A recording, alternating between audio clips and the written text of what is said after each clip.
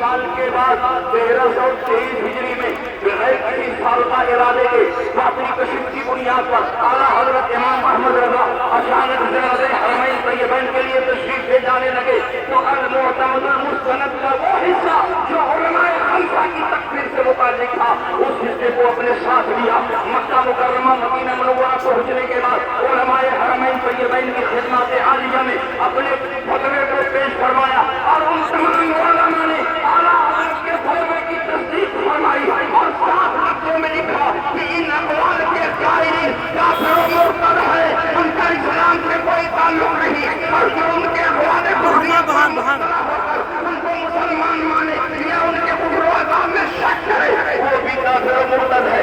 اعلیٰ حضرت امام محمد رضا کے فتوے کی تائید و تصدیق ہو گئی۔ وہاں کے علماء نے ان پر تقریریں لکھی، اعلیٰ حضرت کی شان میں بڑے اونچے اونچے جملے اور القاب لکھے۔ اعلیٰ حضرت جب 1324 ہجری میں حج سے واپس آئے تو انہیں تصدیقات کو جمع کر کے حسام الحرمین کے نام سے ایک سامنے شائع فرما دی۔ حسام الحرمین صرف اعلیٰ حضرت کی کتاب نہیں، وہ تلوار ہے کہ تمہیں قیامت تک گستاخوں کا سر کسی تلوار کے طرف ہوتا ہے۔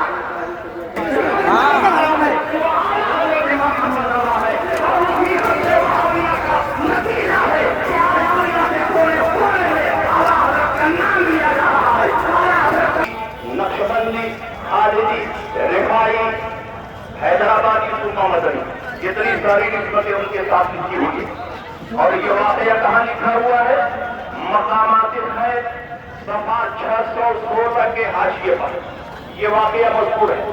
شارح بخاری علامہ مفتی محمد شریف اللہ سنجدی نے اپنی کتاب منصفانہ جائزہ میں اس واقعے کو کوٹ بھی فرمایا۔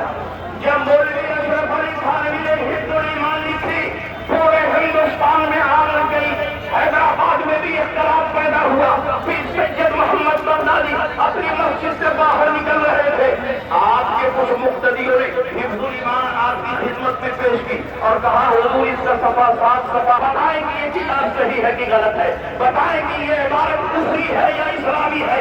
پیر سید محمد بغدادی نے اس کتاب کا مطالعہ فرمایا اور پلٹ کر مسجد میں گئے، حزب الایمان کا رد بلیغ فرمایا، اس کی کفری تباہیوں کو بیان فرمایا اور صاف لفظوں میں لکھا اس کا قائل ہرگز مسلمان نہیں ہو سکتا۔ کچھ ہی دنوں کے بعد مولوی اشرف علی تھانوی بھی حیدرآباد پہنچے ہوئے تھے، مکہ مسجد میں نظر آ گئے۔ پھر سید محمد بغدادی کی نظر پڑی، پھر آپ مسجد میں پلٹ کر گئے اور اپنے سارے مقتدیوں کو جمع فرمایا اور ان مقتدیوں کے سامنے مولوی اشرف علی کی موجودگی میں حزب الایمان کی کفریات کو بیان فرمایا اور مولوی اشرف علی تھانوی کے کفر و ارتداد کا اعلان فرمایا۔ آپ کے دو مرتبہ تقریر کر دینے سے حیدرآباد میں آگ لگ گئی۔ مولوی قاسم نانوتوی کے بیٹے حافظ احمد جو ان دنوں